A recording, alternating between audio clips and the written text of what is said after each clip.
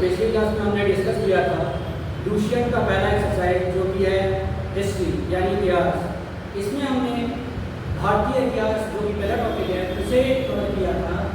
इसमें हमने ये जाना था कि भारत के कौन कौन से नाम रहे, इन्हें किन देशों ने हमें कौन कौन से नाम दिए और जो नाम दिए वो किन आधारों पे दिए, ये सब मुख्य चीज़ें हमने इस टॉपिक में कवर की थी। इसके बाद हमने ये भी बताया था कि इतिहास को, भारतीय इतिहास को मुख्यतः 3 भागों में बांटा गया है, जो कि है प्राचीन भारत, मध्यकालीन भारत और आधुनिक भारत।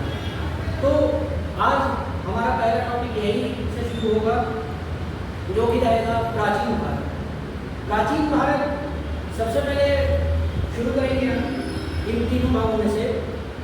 प्राचीन भारत शुरू करने से पहले हम जानेंगे कि प्राचीन भारत के स्रोत क्या हैं, सोर्सेस क्या हैं।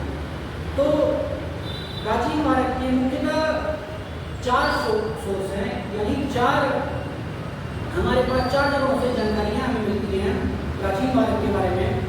पहला है धर्म ग्रंथ। भारत में जो धर्म ग्रंथें लिखी गई, जो धर्म ग्रंथ हैं उनसे कुछ जानकारी हमें मिलती है।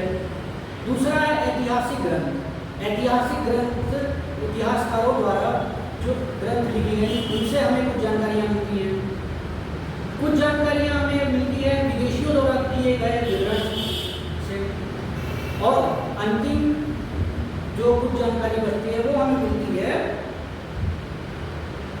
पुरातत्व विभाग के साक्ष्यों से। पुरातत्व विभाग के साक्ष्यों से हमें बाकी जानकारियाँ मिलती है। तो ये 4 स्रोत हैं, 4 सोर्सेज हैं जिनसे हमें ये जानकारियाँ मिलती हैं।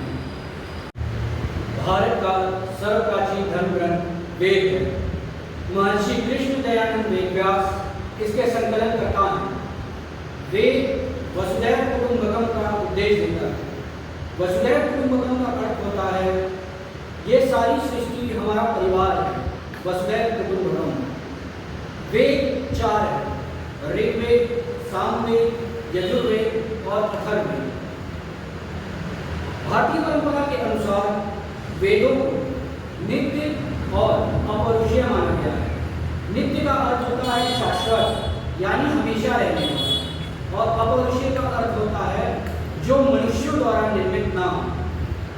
तो अब हम सबसे पहले और सबसे प्रथम वेद यानी ऋग्वेद के बारे में, ऋचाओं के क्रमबद्ध ज्ञान के संग्रह को ऋग्वेद कहते हैं।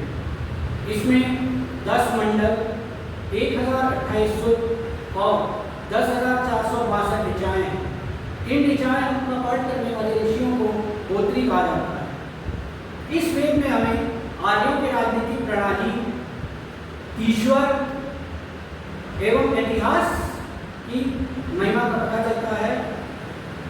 विश्वामित्र द्वारा रचित ऋग्वेद के 3रे मंडल में हमें सूर्यदेव एवं सावित्री को समर्पित प्रसिद्ध गायत्री मंत्र भी है। इसके 8वें मंडल में हस्तलिखित ऋचाओं को खिल कहा जाता है।